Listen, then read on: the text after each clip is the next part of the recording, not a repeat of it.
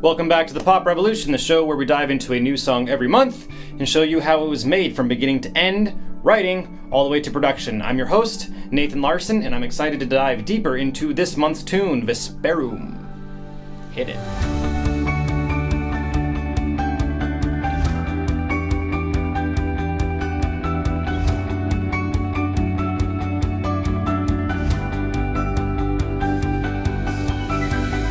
If you enjoyed that little snippet but have not seen the music video or heard the whole tune, be sure to give that a look-see right here. And if you have not watched the first episode, you can also do that right here, because some things will come back in this episode from that episode that will help out with today's subject.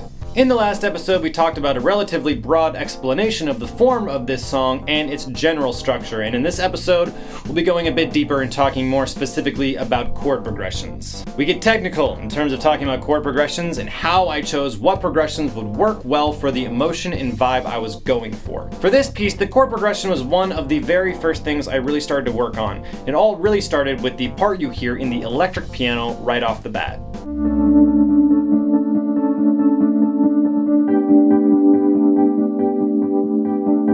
This cool texture was how this whole thing got started, and from there, I began to add layers, which we will be talking about in great depth in upcoming episodes, so stay tuned.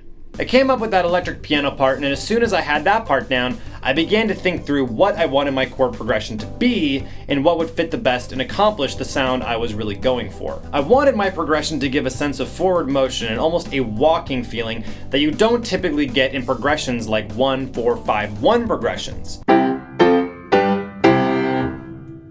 or other progressions that go from 1 to 4 or 5. I do use that type of progression later on, but I didn't want that to happen right away, so a really awesome progression that does give this forward motion sound goes a lot like this.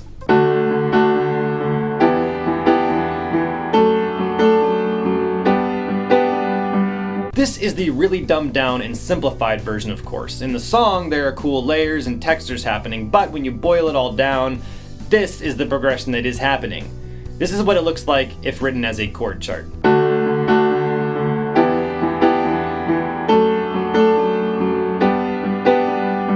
Essentially, the progression is all about the bass motion that moves up in the scale from D to G.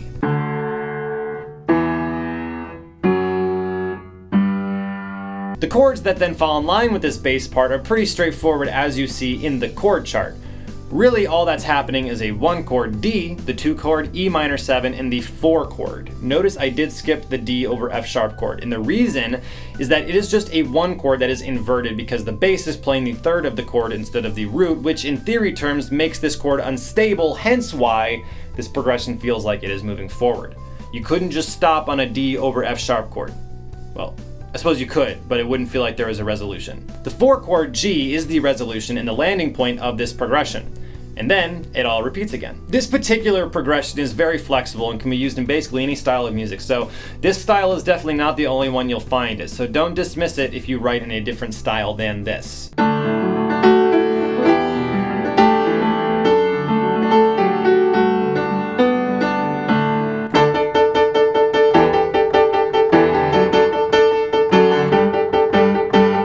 After this progression, at the beginning of the transition section, there's this cool pedal tone gesture that happens.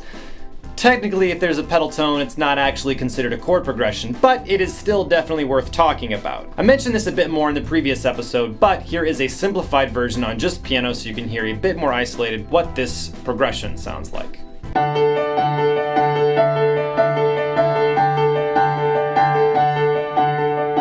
It's pretty simple, and the cool thing is that in your own writing, you can use practically any chord that is in the correct key signature over a pedal tone, and it will work.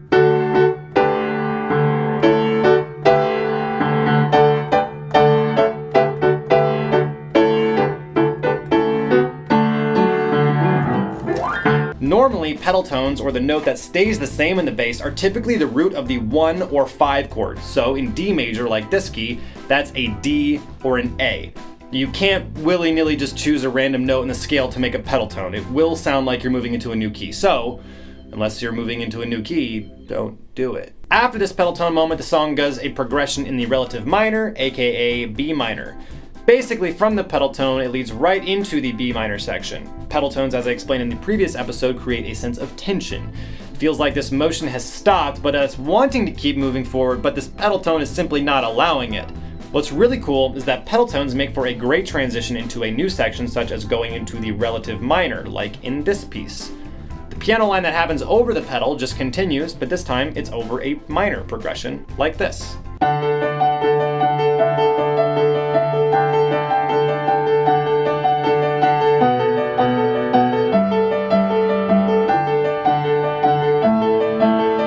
As you can see, it is a super smooth transition. This whole pedal tone section really is a big transition that is helping get from the beginning chord progression and melody in the A section into this new progression in B minor in the transition section, which is all connected to transition to the B section. It's like a transition within a transition.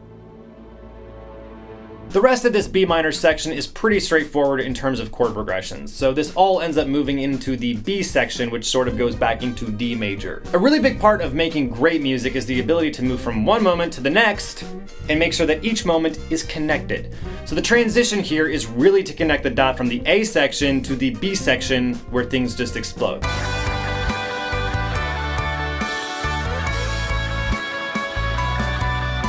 Chords in this final new section, or the B section, shift back into the major key, but this time instead of starting on a D chord like you might expect, it starts on the 4 chord, or G, and then does a progression like this.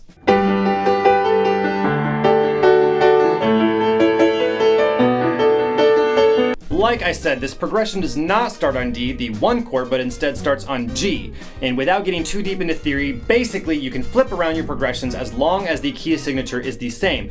So at this point in time, we are not in G major. It is still D major because there are still 2 sharps, F sharp and C sharp.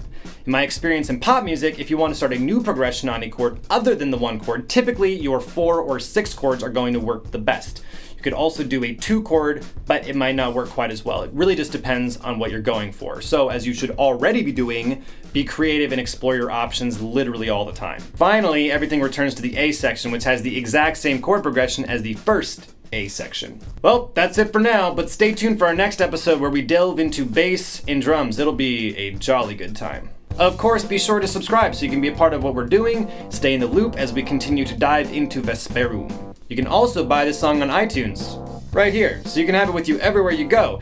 That also does go quite a long way in supporting us here at the Pop Revolution, so we can continue putting out new episodes every single week for you to enjoy. Be sure to leave any questions or comments you have below, and have yourself a great day.